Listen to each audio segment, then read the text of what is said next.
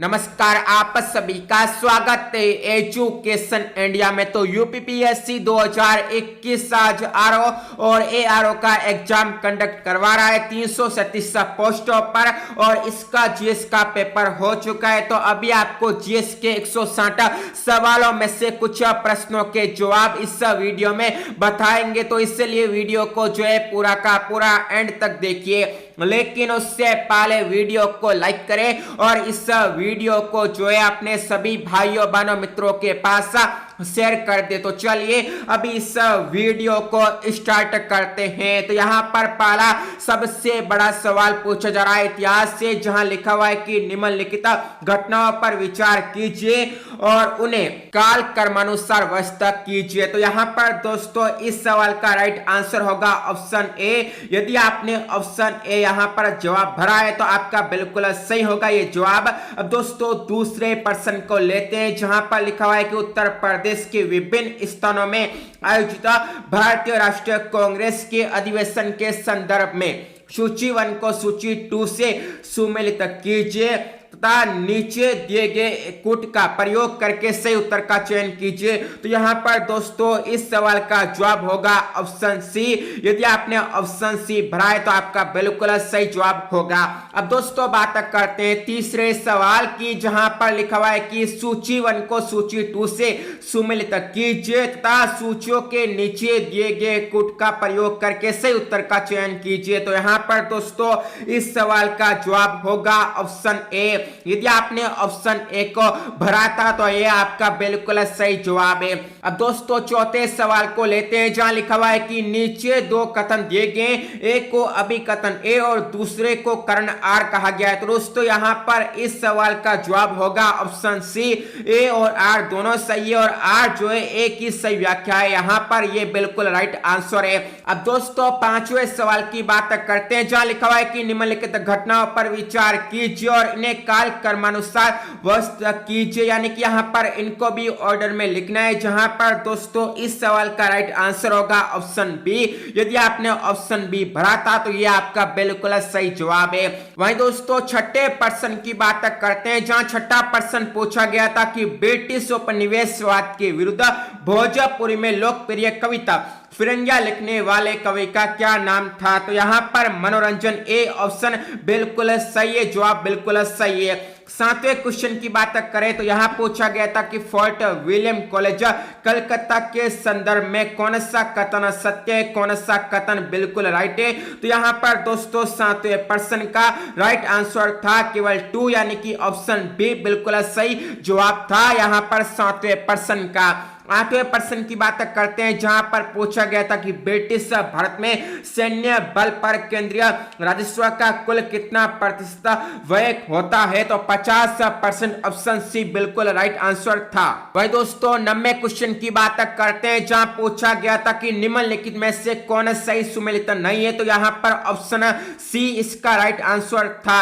10वें प्रश्न की बात करते हैं, जहां 10वां प्रश्न पूछा गया था कि निम्नलिखित में से किस वर्ष वर्तमान उत्तर प्रदेश का प्राय संपूर्ण क्षेत्र बंगाल प्रेसिडेंसी से अलग करवा आगरा प्रेसिडेंसी के अधीन कर दिया गया था। तो यहाँ पर इस सवाल का राइट आंसर था 1833 ईस्वी, ऑप्शन बी। 11वें क्वेश्चन की बात करते हैं, जहां पर 11वें क्वेश्चन में पूछा गया था कि निम्नलिखित में से किस वर्ष प्रयागराज के किले पर अंग्रेजों का अधिकार स्थापित हुआ था।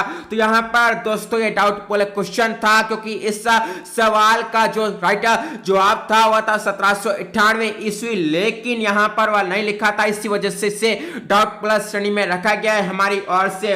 12वें क्वेश्चन की बात करते हैं, जहां पर 18वीं शताब्दी के उत्तरार्ध में किससे प्राय कंपनी बहादुर की शान शौकत का स्थानीय प्रतिनिधि कहा जाता था। तो यहाँ पर इस सवाल का राइट आंसर होगा दरोगा बी यहाँ पर। वहीं दोस्तों 13वें क्वेश्चन की बात करते हैं, जहां पर निम्नलिखित घटनाओं पर विचार कीजिए और उन्हें काल क्रमानुसार व्यवस्थित आपको करना है। तो यहाँ पर दोस्तों इस सवाल का राइट आंसर होगा ऑप्शन बी, यानी कि यहाँ पर दोस्तों यदि आपने ऑप्शन बी भरा था तो बिल्कुल आपका सही जवाब होगा।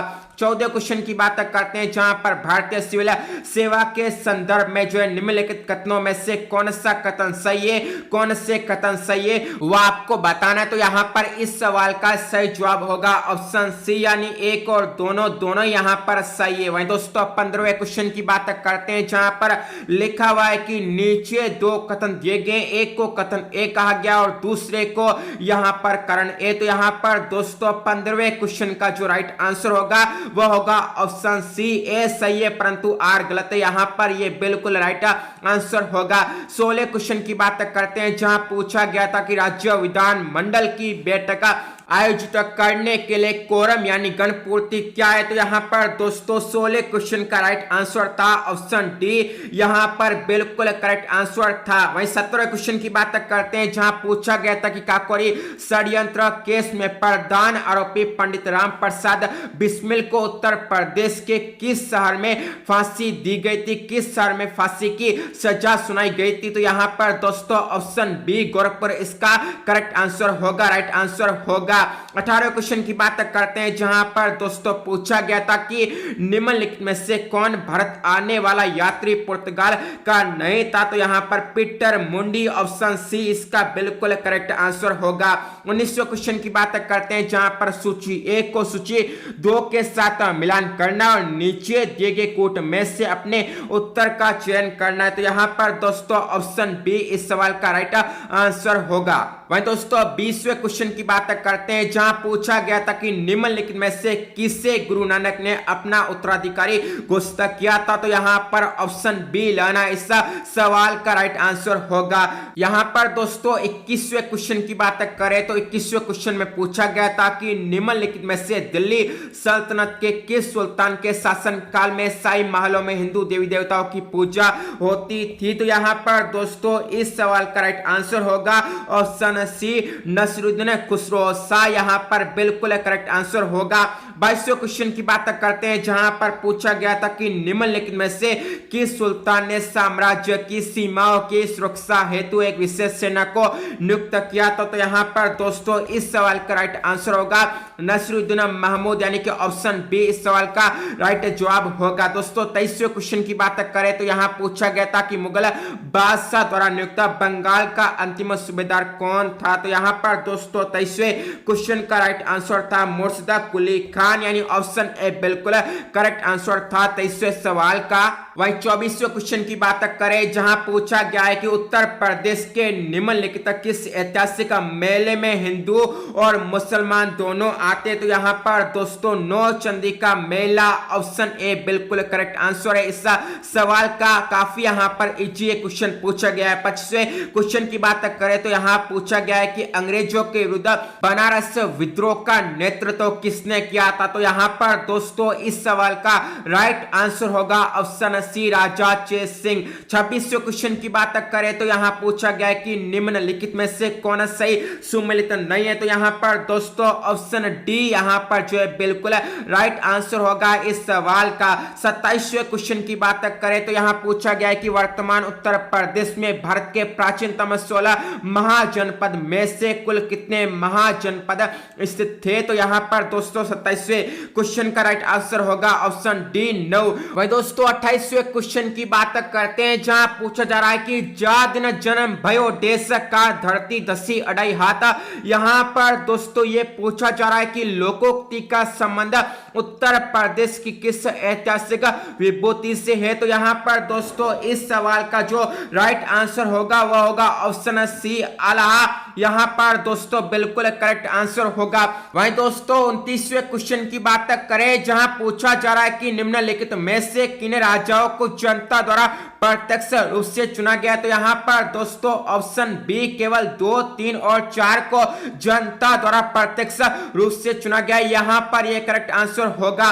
30वें क्वेश्चन की बात करें, जहां पूछा जा रहा है कि निम्नलिखित में से कौन सही सुमेलित नहीं है। तो यहां पर दोस्तों इस सवाल का राइट आंसर होगा ऑप्शन ए, यहां पर फायान 399 से लेकर 414 ईस्वी, ये बिल्कुल सही सुमेलित नहीं है। तो यहां पर दोस्तों ये 30 क्वेश्चन है जीएस के पेपर के। अब दोस्तों आने वाले यहां पर टाइम में आपको जो है जीएस के बाकी बचे प्रश्नों का आंसर मिलेगा, तो इसलिए अभी के अभी चैनल को सब्सक्राइब कर ले। तो आप सभी का इस वीडियो को देखने के लिए धन्यवाद। जय हिंद, जय भारत।